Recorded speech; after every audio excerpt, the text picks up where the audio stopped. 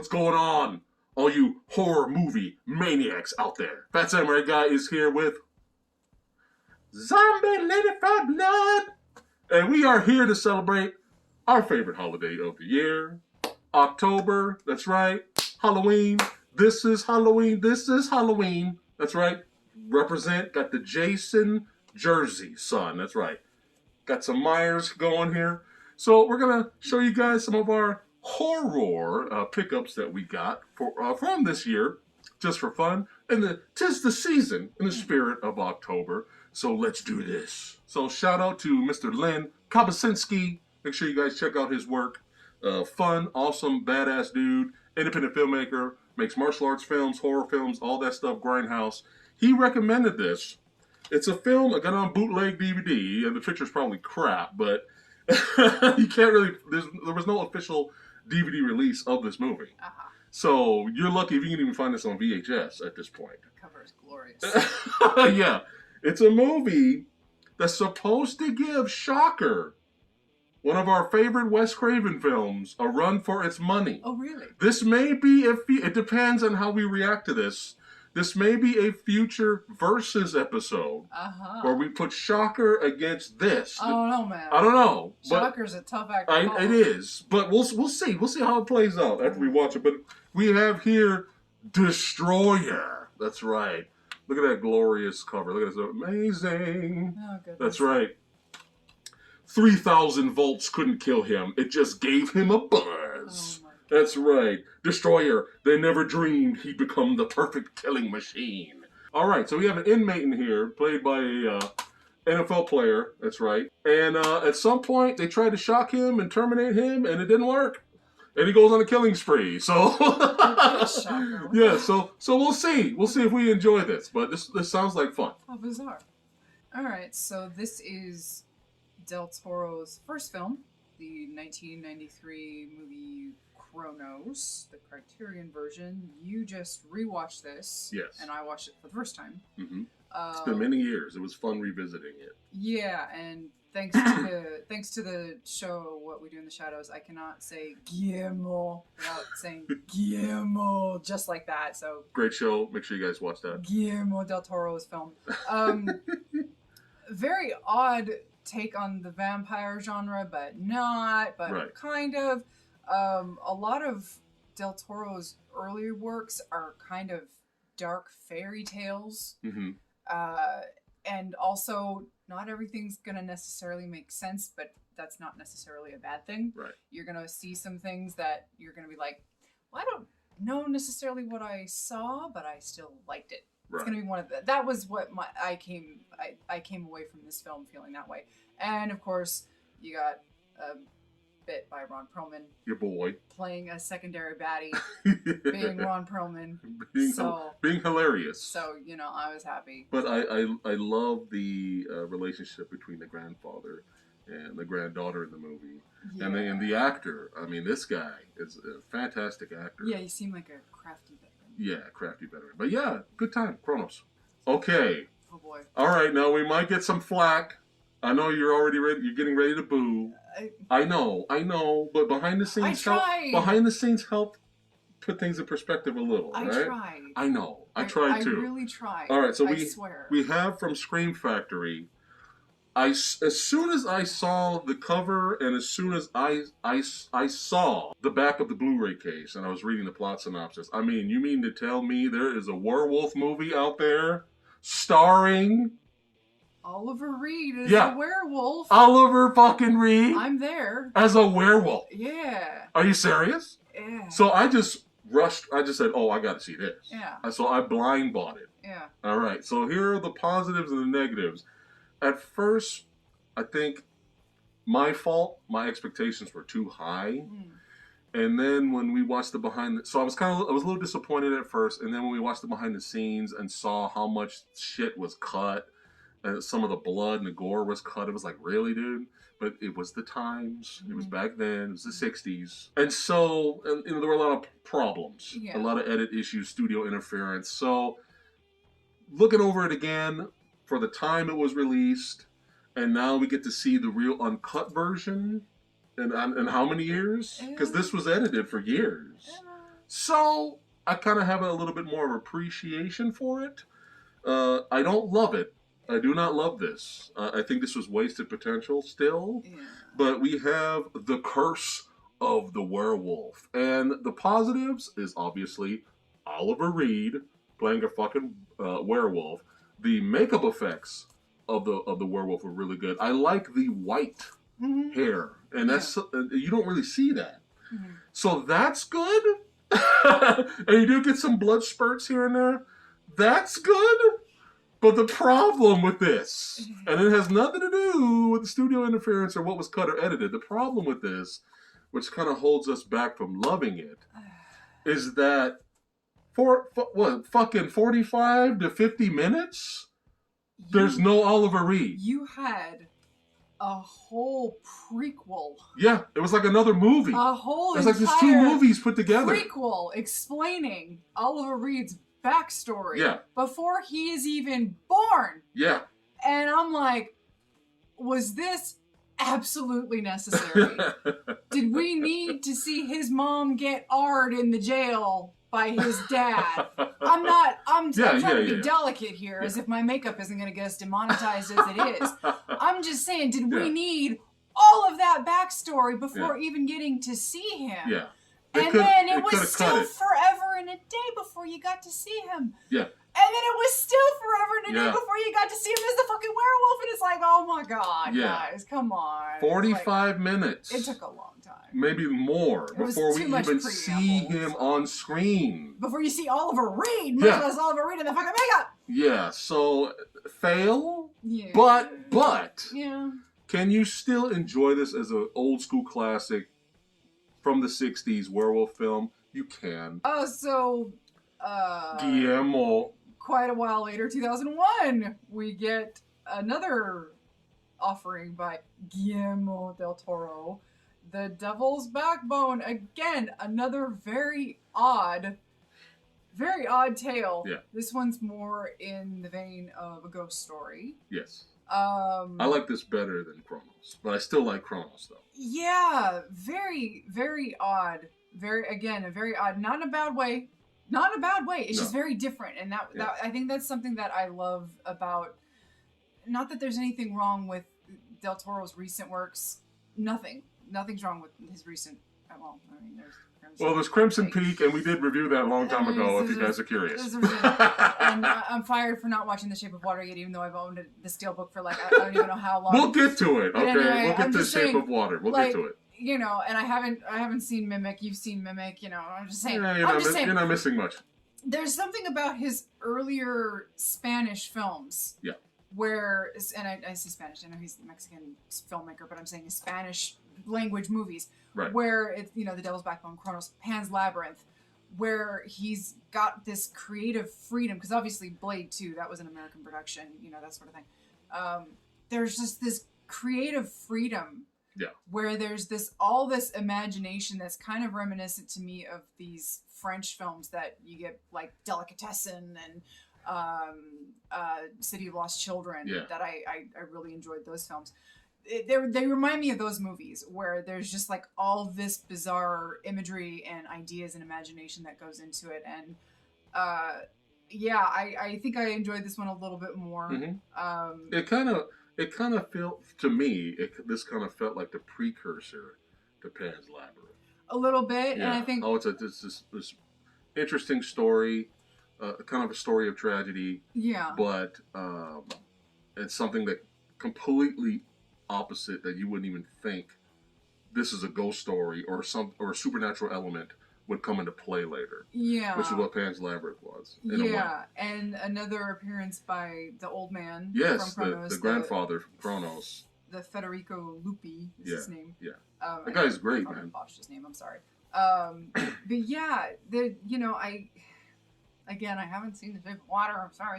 But I enjoy this Del Toro. And again, don't get me wrong, I fucking love Pacific Rim. Yeah. Okay, sue me. Yeah. Sue me. I don't care. But I love this. Hellboy. We missed so much. The real Hellboy. Yeah. We missed so much by this man not getting to direct the Hobbit films. I'm telling Yeah, you, we missed out on a lot by him and his vision and his style not getting to direct those movies with this type of not just that. What about him doing Dark Justice League Dark? Oh yeah, that was Constantine, Swamp Thing, Zatanna, all the dark supernatural sorcerer horror characters of DC. That could have been a thing. Del Toro was trying to direct that. That could have been a thing, but that didn't happen, unfortunately. But yeah, this was another interesting watch. Mm-hmm. And highly recommend. Again, Criterion. Yeah. Mm-hmm. All right. As much as we enjoyed Bordello of Blood, it's fun, it's cheesy, it's fun. But this is the one, okay? This is the one that everyone remembers the most. This is the one people rewatch every year for Halloween. If you have to choose, okay?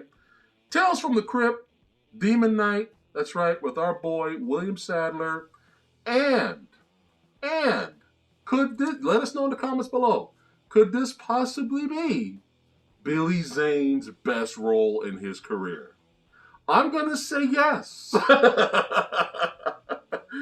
Yeah, let us know what you think of this movie and Billy Zane. Did he kill it? He smashed it.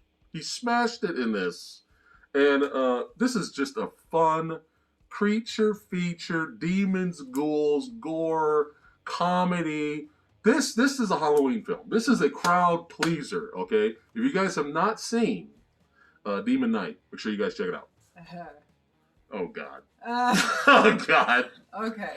All right, so... I'm not going to spoil anything, but I'm going to rant a little, but not too long because we've got to keep going. Another Criterion release, 1973's Don't Look Now, with Julie Christie and Donald Sutherland. Yes.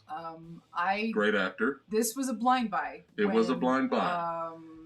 What was the bookstore? What was the store? It was Barnes and Noble. They were going and through this, Criterion 50% off and all this stuff, and we're like, okay. And so blind buy. I heard this was supposed to be really good. Old school, slow burn horror. I heard this was supposed to be really good. And it was supposed to have the shocking, amazing, mind-blowing ending. Okay. Now, we didn't know what we didn't know. We didn't look up spoilers. Okay. But okay. Go ahead without spoiling it for them. Okay. All right. Now, there's a lot to enjoy in this film that I pulled out of it that maybe not so many people would. I don't know. There's something about 70s movies done right. I think the 70s, my personal view on a lot of 70s movies is that if they're not done well, they can be very ugly. Right. They can be very gritty looking. Right. Even the great movies in the 70s, there just tended to be an aesthetic to the 70s that were gritty and ugly and brown. Very brown. Everything's brown. Everything was brown in the 70s, like everything. And, but there was something very interesting. You're overseas. I think you're in Italy in this. And there were a lot of quiet moments that I really enjoyed. Basically, this couple, they're grieving the loss of their daughter. Okay, I was going to say that's fine. That's fine. Okay, and Donald Sutherland's character, he keeps having these visions, and initially he thinks it's leading him towards one conclusion. Okay, but at the very end, it turns out to be something very different. Now, I thought it was very interesting. The visions, where that ended up leading him. The visions were interesting. Okay. Something I found the little things that I found very interesting. There was very, very odd moment, and I never really talked to you about this. I'm sorry, I'm thinking about the ending right now. Go ahead. There were moments that I found interesting between Donald Sutherland and Julie Christie. In that, again, they had a very realistic sex scene. They did. Were they really fucking? Were they really fucking? It's questionable. Okay. They had a very interesting dynamic between two people that were trying to cope and move on with the loss of a child. Yeah. What's the first thing you do when you're dealing with the loss of a child? You ship your surviving child off to boarding school and you move on with your life, apparently. Yeah. Because that's what they were doing. But they had these interesting quiet moments where they're standing in front of a mirror naked brushing their teeth, and I'm like, yeah, that's something interesting you don't see in movies where couples are just being couples doing couple things, and for some reason I just thought that was an interesting scene to show in a movie. After fucking. I don't know why, I just thought that was really interesting. They showed these little moments where it was just like, okay, we're just showing these two people trying to do these things. I'm like, okay. But then a supernatural element in a way gets introduced when they meet these other characters. Yes. And again, they're kind of red herring things. That's not a word, but I'm making it up just to kind of give you a sense of what they're trying to do. Right. They're trying to misdirect you, like, okay, you think it's this, but then it's that. Okay. Right. Again, I'm using gibberish. But anyway, so I found I found all that very interesting. Yeah. However, No. What was your reaction, without spoiling anything or offending anyone? What was your reaction? oh goodness. What was your reaction before you turned and looked at me and you were like, oh no? Yeah, she had her reaction. The movie went to credits, and she turned and looked at me, and she got up to take the movie out, and she saw my face, and she was like, "Oh no, baby, no!" What did you think? I think I was fine with, because I was so. You like the concept. I like. You like the reveal. Okay, I liked the concept, and I liked the reveal of what the visions meant. Right. I liked that so much. Right.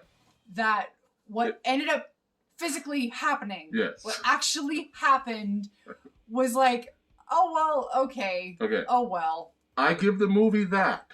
The vision reveal was dope. Yeah. That was good. Yeah. However, yeah. I could not get over physically what they showed in the movie, and I'm in shock. I'm in awe. Well, no, let me take that out. I was in shock, more stunned that happened. But not once was I like, oh my God, that was the most frightening, scariest thing I've ever seen. I was laughing hysterically. Yeah. I'm sorry, fans of this movie. The vision reveal was great. Yeah. But what happened on screen physically, I could not get over. I could not stop laughing. I was like stunned, like I couldn't move. Like I was like, what the fuck? And then I look at her and I was like, what the fuck just happened? Like, wait a minute. Did that just happen? Is that the big greatest ending in horror movie history? I mean, come on. Which it wasn't. I know, but when you yeah, I know. When you're selling it like that, when you're selling it, the most shocking horror in. Yes. You got it visually. I was laughing. Yes. I'm sorry. Next movie now. Psycho 4. Anthony Poikins. Now. I got this on sale. Screen Factory. You know why I'm like this? You know why? Because I'm thinking about the. I got the fucking ending. What the fuck? All right. Love the original Psycho. Have the sequels, but not 4. I'm fired. I have not watched the sequels yet. I heard they were actually solid. For some reason, they came out with a box set later, which was all together for cheap, and I was like, "Fuck you!" But luckily, I got this on sale, and it's Anthony Poikins. Okay, so I'm sure it's still great. He's awesome.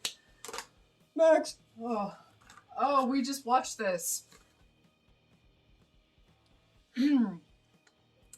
Okay, so fun thing that happens every so often when you're expecting shit. Yes. One of two things is going to happen.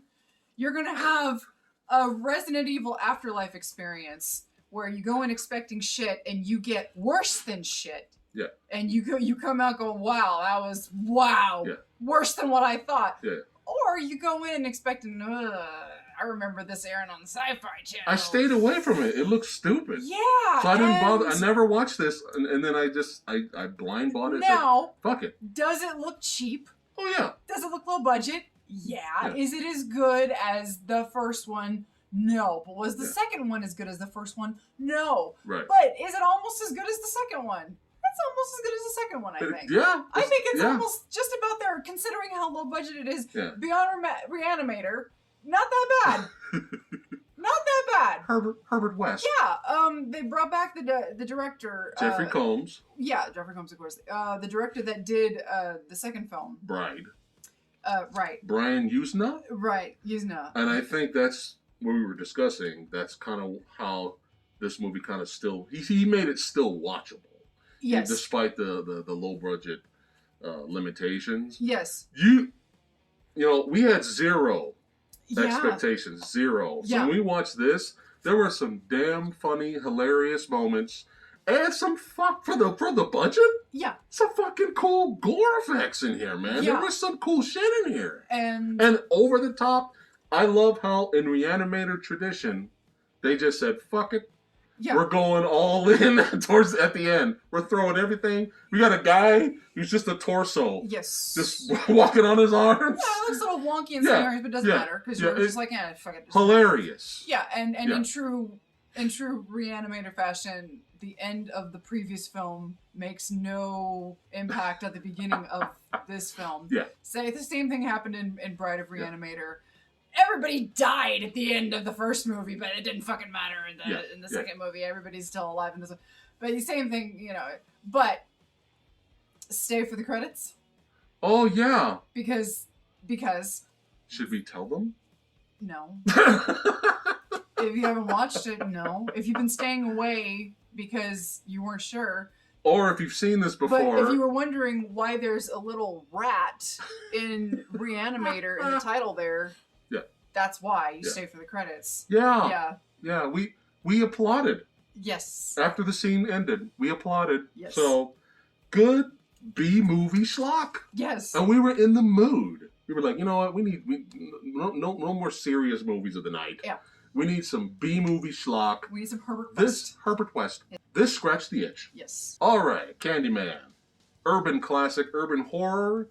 Tony Todd at his best. That's right. Clive Barker, short story. Yeah, love Candyman. It's one of my favorites. Candyman, Farewell to the Flesh. I haven't seen it. Tony Todd's good in it. Tony Todd is great in it. Definitely has its moments. It's entertaining at parts. Overall, it's still a watchable horror thriller. You can enjoy this. It's not needed. It's not necessary. The first movie just should have been one and done. But the highlight of this, not just Tony Todd's performance, but the highlight is this is 5 billion times better than the fucking third movie. So fuck the third movie. It can go fuck itself up its ass. But yeah, not bad. It's not a bad watch. We've seen worse sequels. All right, we're going to do tubies here. Kind of wrap things up quicker. Chuck Norris! And I know what you're thinking. You're thinking Silent Rage is about to drop. But we already did that. We already got Silent Rage in previous pickups videos. Hero and the Terror. Yes. Yes.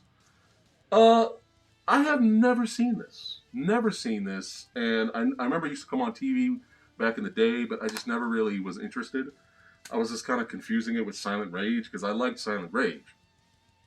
But this was a pretty good horror action thriller. Like, I really enjoyed this.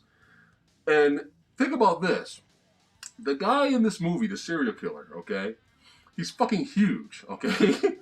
He's so huge, intimidating, and scary that Chuck Norris, the ultimate badass, runs.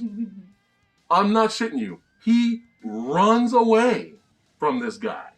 Because this guy, you don't want to fuck with this dude, okay? Good shit, man. I really didn't, I didn't expect it to be entertained this much by the film. I mean, obviously, Silent Rage is better than this, in my opinion. But this is a good watch, and a pretty good fight at the end, man. Like, I enjoyed it. Hero in the Terror. Oh, there's a nice little double dip for me. This is Triple dip? Yeah, well, I mean, if you count the DVDs and the Steelbook? Steelbook, probably a Blu-ray, regular Blu-ray, yeah. Oh, boy. Quadruple dip. Okay, Back when Vin Diesel gave a shit. Right. So, this isn't so much a guilty pleasure as the second movie, because the sequel is a massive guilty pleasure. The second movie is a guilty pleasure. The only thing about this film is that it's a low-budget sci-fi horror film. CGI has aged bad. It was always awful. The CGI, even when we saw it in theater back in the day, it wasn't great. The CGI was never the highlight of this film. However, the character Riddick was. Yes. Pitch black. 4K released by Arrow Video. Yeah, they're dipping in the 4K now. Yeah. And the picture's amazing. Yeah, it's pretty good, all things considered. This movie was never all that great looking because it's a low budget sci-fi horror movie where you're on this planet. It's a wasteland planet. It's like, desert almost, where it's just like sun's blaring down. It's got this blue filter all over it where it's just like it doesn't look pretty. Yeah. It's not supposed to look pretty. So the movie itself has this inherently grainy kind of. But this transfer will burn out your eyeballs. Yeah. Yeah. I love this movie. I'm sorry. It was fun rewatching this. One of the best sci-fi creature features ever is this film, definitely, especially for a low-budget movie. The character Riddick is really what draws you in and keeps you watching. You just can't take your eyes off of Riddick. Yeah. You want to know, what is he going to do? Is he going to kill this guy? Is he going to turn on this person? And I think, is he going to fend for himself? Yeah. A great example of an anti-hero. Yeah, and the filmmakers were smart to know that this was the character to focus on in a film like this, and that was the twist in that it wasn't about the monsters, even though they were there and they were the threat, but he was a threat as well. And didn't know who he was fucking with. Yeah, and he was enigmatic, and he was fascinating. Back when Vin Diesel cared about acting. he was interesting to watch, and damn it, he sucks you into the film, and it's like it's really fascinating to watch the character come around by the end of the film, and then the sequel happened, and I hate to admit it, but I do kind of love it. It's trash. It's trash cinema at its finest. The Chronicles of Riddick, it's trash, but it's my kind of trash. Yeah. The director's cut. Yeah. The extended cut. It was fun. The third one we enjoyed more than the second one. It's not great, but the first one is really all you needed. Yeah. But it is fun to have more adventures with Riddick. So. Yeah. And then continuing on with our blind buy from the Criterion sale that went on. Oh, man. This was a trip. It was. This was an unexpected trip. The 1922 silent film Haxan. Probably mispronouncing that. Right. But, oh my god, what a mindfuck. It starts off as kind of like this pseudo-documentary, but then it turns into like this reenactment on how people perceive witchcraft and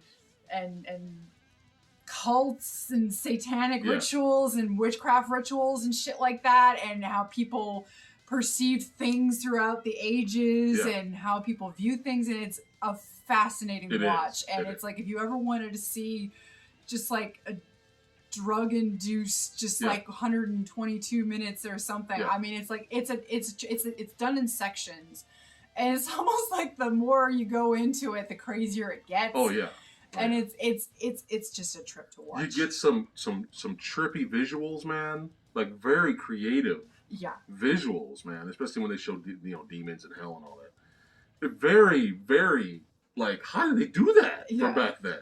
Moments. It's one of those. And just some nightmare fuel dosed with a little bit of comedy, which we were not expecting at all. Yes. There's some legitimately funny moments in this movie. Yes. And we were not expecting that.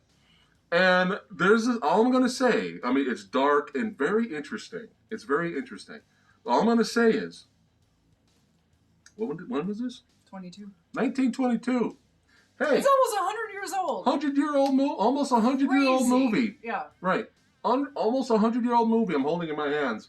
Hey, guess what happens in this almost 100-year-old movie? There's a scene, kind of a bootleg orgy, but before that, to show their allegiance to Satan, the witches walk up and Satan's bent over for some reason. And guess what happens? The witches walk up and they kiss Satan right in his asshole. I'm not kidding. No. Spread the cheeks. Just all up in the ass. All up in the ass. Just face first. It's not like, oh, let me get the side of the cheek hip here. Mwah. No, all up in the ass. Yeah. To show their allegiance to Satan. They show this. This happens in the movie. Yeah. So, yeah. Do I need to say anything else? We were not, just put it this way. We were not expecting that things like that to pop up. Proving further that Vince McMahon But then is it's Satan. But then it's educational too. The movie's educational of what other, religions and other people think witches do. Yeah. Which was what I just mentioned. All right. Going back to old school anime horror. I've got a hair going like every which way, so go ahead. Okay. Go on. All right. Here we go. One of the classic anime films that got me into anime. I have my four, the big four. All right. I have Vampire Hunter D, Booyakasha, classic old school 80s anime, horror anime, Ninja Scroll, The Professional Gogol 13, and Fist of the North Star. Those are the big four anime films where I was like, well, I guess I just have to check out this anime now. Oh, anime exists. It's not just Disney bullshit that's out there.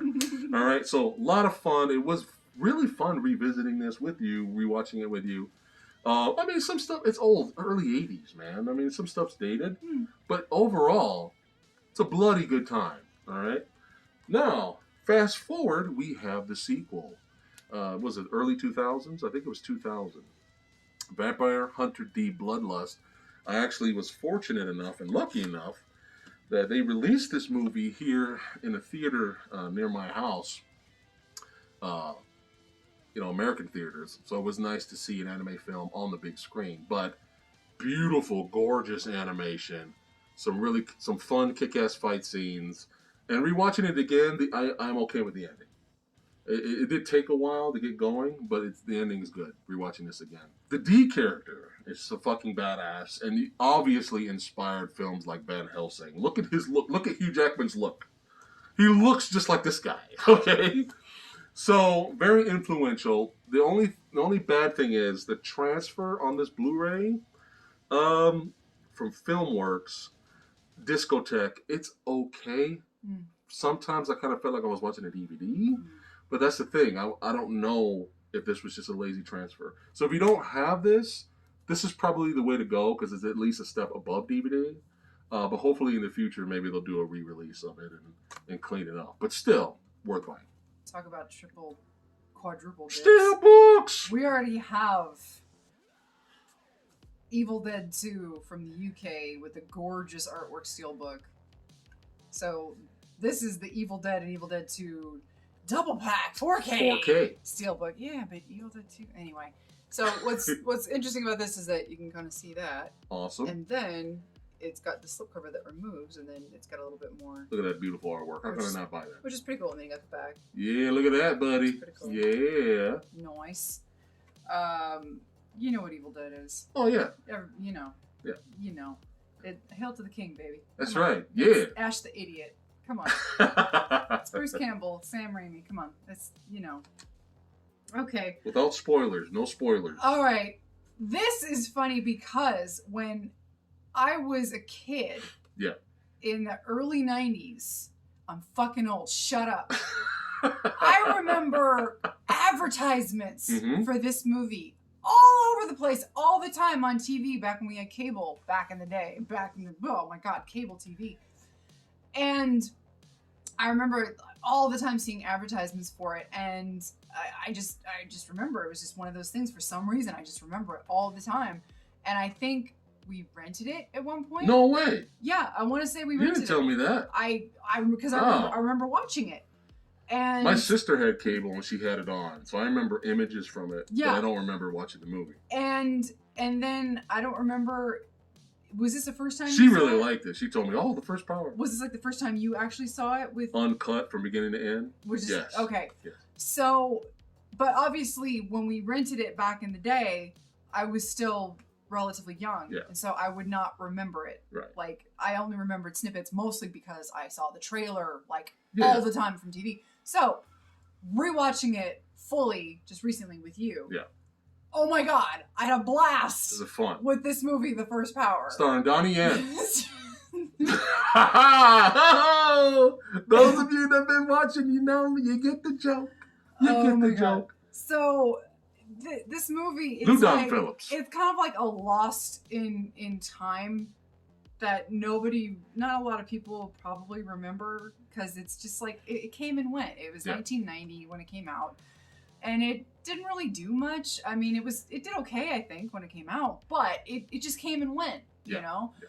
But it's a fun police horror thriller going up against a guy who's possessed, and it's a fun movie. Couple of moments that are a little tongue in cheek. I don't know how serious you're supposed to take it, but it still maintains its, if you want to call it, integrity. A demonic bag lady, a demonic possessed bag lady, tornado spins up the side of the building and then jumps through, breaks through the glass, and grabs Lou Diamond Phillips and tries to kill him.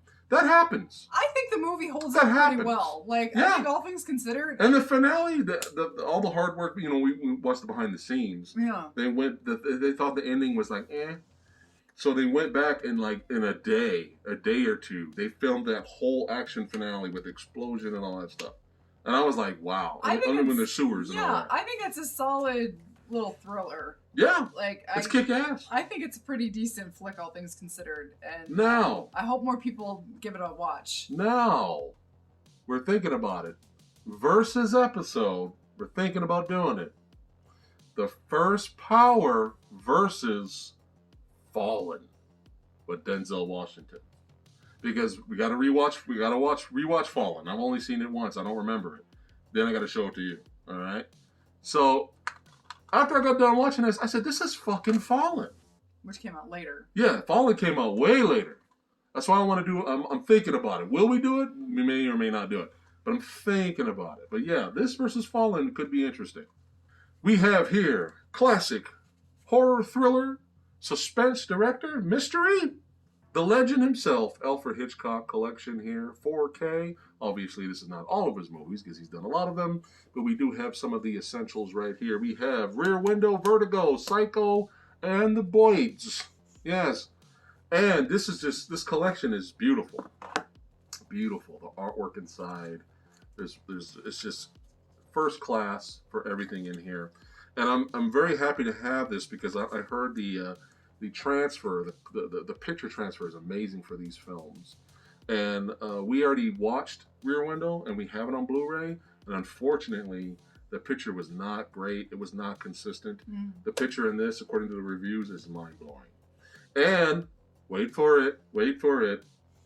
I love Rear Window, Psycho, The Boyds. I have not seen Vertigo. She has. I've seen it, yeah. So it'll be nice to watch it for the first time. I'm curious to see. I'm ready. I'm curious. But have a fucking better ending than Don't Look Now. Sorry. I can't wait to see your reaction to Vertigo. I'm ready. Vertigo is fascinating. All right. It's a fascinating watch. It's kind of unnerving. Speaking of unnerving watches, we have Dario Argento's X-Men, Carrie, Mutant, Psychic, Telekinetic, Horror, Killer Monkey movie with the slasher element, with music, with serial killer, with a heavy metal music video. Like it wasn't supposed to be there, but was? Yes, but we have the all of a sudden Dario Argento wanted to make a metal video, which I can appreciate. Got the Motorhead, we got the Iron Maiden, came out of nowhere. But yeah, we have Dario Argento's Phenomena. Phenomena. Phenomena. Okay, I'm sorry. Yeah. This was a delightful what the fuck. Phenomena. A delightful what the fuck. Killer Monkey. It's true. Donald Pleasance. It's true. Serial killers. Yeah. And Jennifer Connelly. So sorry. Yeah, you can't. Not phoning it in. It's so, She's good in this. It's so fucking weird. Pre-Labyrinth. Yeah. She's good in it. It's fucking weird. Yeah. But at the end of the day, especially with the finale, I was like, this was entertaining. And that's all we want, movies. Don't fucking waste our time. Don't bore us. Didn't okay? bore us or waste our time. I'm throwing shots at fucking don't go fuck yourself. Look, whatever. Ouch. All right. Damn. Yeah, phenomenon. That's harsh, bro. I'm getting angry. Go. Wow. Wasted money. I'm never going to watch that movie again. Go ahead. You bought worse. That's true. I'm just saying. Anyway. This is a lovely little steelbook. Oh, Lovely. steelbook. It's a lovely, delightful steelbook with the beautiful shinies, the shiny little leaves. They sparkle and they glint in the light with the lovely bronze metallic finish with Michael Myers and his knife ready to stab you. Look at that. Oh, it's, look it's at the beautiful. yes, look at And the it. beautiful Jamie Lee Curtis. Oh, in the look back at it. Look at with her. her leaves. Look at the And leaves. she's got the leaves. Yes. And it's beautiful. And she's beautiful. And he's beautiful. And it's 4K, And it's which all- means it'll be beautiful. And it's all beautiful. It's Halloween, by the way. Oh, yeah. Okay, so Oh, Phil. I see Phil. Yeah. Phil, our buddy Phil Spider. Phil the Spider Anyway. got on your head there. So this is an adventure in Yes. failure. So what was this? A Target exclusive? Yes. This is a Target exclusive. Steelbook. Okay, a steelbook, and this is the problem when you get collector's items. Sometimes is that most of the time things turn out okay. Yeah. And then sometimes you get F'd in the A.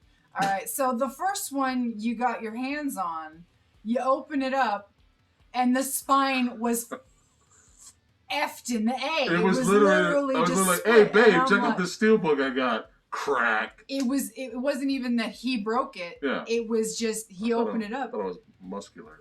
Man. He opened it up and it was just automatic. It was just split, and I tried to super glue it back together because the spine was literally held together by plastic. Yeah. Which super glue and plastic usually bond Yeah, together, but nay, that was not the case. But thanks to the sexy sumo, we got a replacement. Yeah. So this is pretty cool. Even though I thought the third film was superfluous, and I thought it would have made a better middle entry, but that's not what happened. Anyway, it's the what would you call this? It's called the Rob Zombie trilogy, but I mean that could be anything. Rob Zombie trilogy, 3 from Hell. So it's the House of a Thousand Corpses, Devil's Rejects, and 3 from Hell. Blue's steelbook. Right. Look at that artwork. So it's artwork it's is pretty nice. amazing. And you did open it to make sure that it's not broken, right? Yes. Okay. The only minor downer is that none of these are 4K. Yeah. And we already own these on Blu-ray. Never stopped us before. That's true. All right. We're going to speed things up a little bit more. Here we go. Creature features. Creature features. Old school silent film. This sounded and looked fascinating to me. I've never heard of it until recently. And it's called The Golem. That's right. And it was really, really, really fascinating. Discovering some of the behind the scenes things and the story and the mythos and all that. But basically, without spoiling anything, the Golem gets created for protection to help this town. And then things go horribly wrong. All right. And a lot of people said that this was the influence for the Frankenstein film. This influenced it, right? And you can see it's a big, huge looping monster walking around and stuff like that. But I heard good things about the Golem. Really fascinated. These silent films have really been kind of surprising us with their creativity. So got to check out the Golem. Next up, 2 awesome creature features. One gives us one of the most original looking, memorable creature monsters. The other one, alien ripoff, but fuck it, it's still fun. So we have The Ritual. Yes, The Ritual. We watched this several years ago, our Halloween movie marathon, and this is just really good shit. Highly recommend if you guys are into monster flicks. But it's a little bit more than that. It's not just some goofy monster walking around. There's a little bit more meat to this to make it stand out. So we highly recommend The Ritual. And like I said, in terms of creature designs, very original, very memorable. All right. Here we go. Alien ripoff. Nothing looks cool. This monster looks, it looks okay for its low budget. But you get fucking badass Rutger Hauer. What? Split second. MVD rewind, son. Tons of special features. Yeah. Badass Rutger Hauer in the future. Yeah. Hunting alien ripoff. What else do you need? All right. This is a good time. So if you haven't seen Split Second, check it out. And make sure you guys head over to OGP's channel. That's right. Goodwill Hunters. We did review this B-movie schlock heaven. And we couldn't stop laughing. We couldn't stop enjoying it. But still, go over and check out the review. Show some support. Make sure you guys like, share, and subscribe. But we have Hollywood Chainsaw Hooker. The fourth greatest B-movie of all time, apparently. And all I can say is, I can't argue against it. All right? It was that much fun. Hilarious, intentional B-movie heaven, sexiness, gore, good time. Linnea Quigley and Mr. Gunnar Hansen is in this, so make sure you guys check this out. Oh boy, I have memories of watching this film entirely too much when I was a teenager. I saw it in theater. Way too much. Way too many times have I seen this movie. But there's a reason, because it was cool. It was so fucking slick and badass, and it knew it. It knew it. But it is, though. Robert Rodriguez is from Dusk Till Dawn. Yeah, buddy. One of the few vampire films that I can actually stomach without wanting to vomit. Sorry. You're not a fan of the Twilight films? Anyway. What was this, 96? Was it? I can't. It was late 90s. It feels like mid to late. Yeah, like 96 to 98. One of those. It's like within that wheelhouse. Fucking badass. Yeah. Fred Williamson. Come on. And Sex Machine. And come on. Someone's What? No. Don't try it. George Clooney, lover. We both. Yeah. Except Selma Hayek made me feel funny. Oh yeah. I'll admit it. She made me feel funny. Probably a lot of women too. But yeah, George Clooney, come on. Me and about a billion other women had a crush on George Clooney in the 90s. But yeah, and our boy though is fucking great. Yeah, which one? Harvey Keitel, son. Oh God, he's fucking great. Yeah, and freaking Cheech Marin. Cheech. Everyone was great except the kid. Oh, the kid was just Asian kid, the only one that was not an actor. Yeah, was he a friend of the family? Know. Literally everyone. How did he get that gig? Cast to perfection. Everyone in this movie. Everyone. Even Quentin Tarantino. Everyone. Yeah. And yet Danny Trejo. You got this one kid. Yeah. Who's just like, he must have been friend of the family or something. Like, I don't ouch. Yeah. But he must have won a contest to be in a Robert Rodriguez film, and then they just, here go. I don't know, man. Well, good thing is he died, so yay. Anyway. Kick-ass badass, love it. A lot of fun. We did. Was this like the last one of the last reviews we did? This was one of the last reviews we did, and actually went to the theater to see a movie. This was it. Was it the last one? Yeah.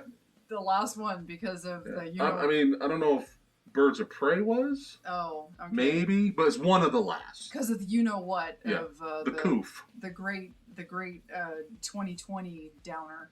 I enjoyed the hell out of it. Good shit. And it led me to watch the original, which I fucking fell in love with. I can't believe it took me forever to watch that movie. Love the original. But the 2020 Invisible Man. Yeah. 4K steelbook. Nice little steelbook there. Yeah. Lots of fun. Well, this one wasn't fun, but I mean, it was a good. It was good shit. It was a good interpretation. It was a good its own thing. Yes. Because you're not going to remake that original. No. That thing. No. That's just. Which God. we were talking about could be one of the earliest horror comedies. That movie had dark comedy all over it, and we were stunned when we watched it. I can't get over how hilarious that movie is. Great, the original, The Invisible Man. Claude Rains, the shit. Fucking deliberately hilarious. Yeah. Not like accidentally, it's funny because it's cheesy. No. No, the movie is intentionally hysterical. Yeah. Anyway. Speaking of hysterical. Yes, I unashamedly love these films. I hope the second movie gets a steelbook release. This is a double dip Blu-ray for me. The picture is not phenomenal, but the movies, they're like 91 and 93, so they're not going to look that great because they're early, you know, and especially early comedies in the 90s. They're not going to go above and beyond to make them look fantastic. That's just how it is. But the Addams Family, yeah, they do what they want to do, say what they want to say, go where they want. I don't know. Sorry. Yeah. Yeah, you know, I hope Addams Family Values gets a steelbook with its own artwork and all that. I adore them. I'm sorry. The two films, they still hold up. They're still hysterical. Still funny. Yeah. Raul Julia, the man in this. Phenomenal. Just Wednesday. And again, talk about pitch perfect casting all across the board. It was just like, you know, fantastic. So, oh boy. All right. So there's good news and semi-bad news. So I'm going to let you guys know, and I will leave the link in the description for more information if you guys are interested. But the good news turns into at least rectified. Yes. And the bad news turns into rectified news. Yes. So it's okay. But we have this amazing, beautiful, really the only thing I wanted this year, Friday the 13th box set. That's right. The thing that every YouTuber is talking about right now. That's true. That's right. Look at it. All the movies. For the first time ever, you get Freddy versus Jason in here with the remake. You get a booklet. You get remasters in here. You get documentaries, special features, 4K scans for some of the movies. Look at this. Let me take this off here. Which is a coup because keep in mind that take this off. Movies 1 through 7 were, or 1 through 8 were always Paramount. Yeah. And Jason Goes to Hell. Yeah. Jason X and Freddy vs. Jason were New Line Cinema, I believe. Right, and so those were always their separate thing. Right. So you could never get an entire series box set. For the first time ever, the whole shebang. And look at this beautiful artwork, man. Yeah. Look at this. How could we not buy this? So you get this with the booklet. You get a really awesome, that's if you got the deluxe edition, poster with this artwork on it, which we will be hanging up. We will find room, damn it.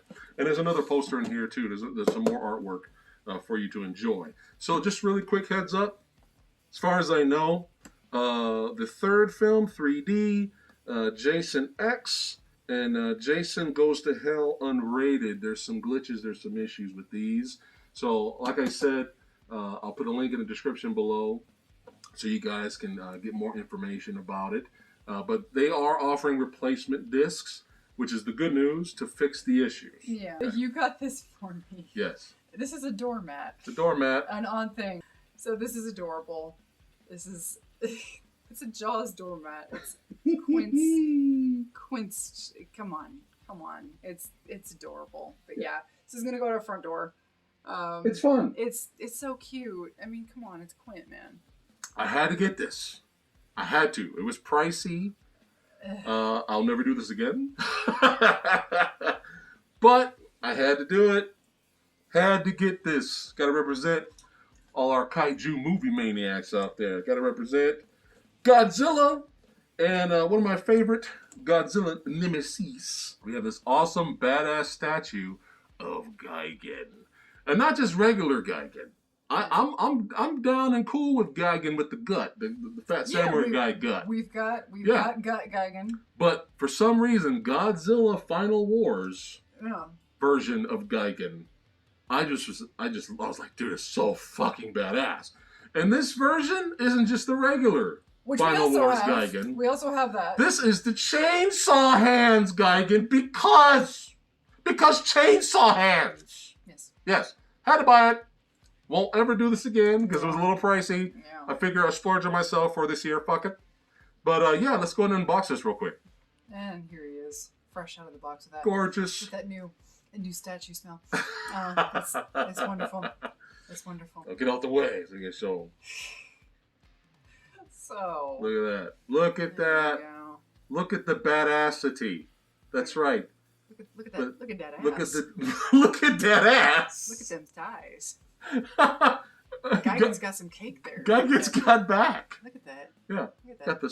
Got the spiked tail. I love this. Look at it. This detail back there. there. Yeah. It's gorgeous. Look at that. Yeah. Fucking badass. Chainsaw hands, son. Yeah. There's no reason for it. Because it's fucking awesome. We have no room for it. But, you know, it's never stopped us before. But yeah, had to get it. Alright, that's it for today's video. Make sure you guys like, share, and subscribe. And let us know in the comments below what you thought of our pickups, our little haul, our horror pickups. Let us also know what films you picked up for the month of October for horror. 'Tis the season. Also, let us know what movies you guys will be binging. What are you going to be watching Halloween Day? And let me know in the comments below how long you think it's going to take my dumbass to get all this shit off my face. It's fun. It ain't going to be pretty, folks. What we do for our art. See you guys next time. Peace. Perfect.